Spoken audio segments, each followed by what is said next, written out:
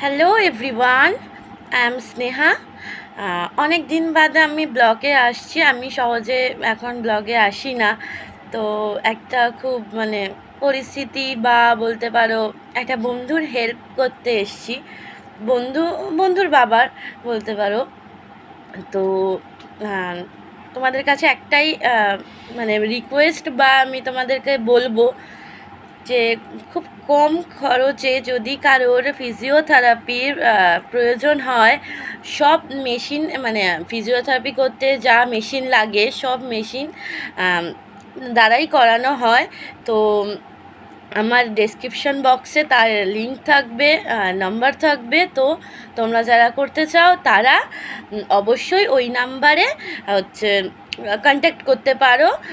তোমাদের অনুযায়ী করা করা হবে, কম খরচাই করা হবে।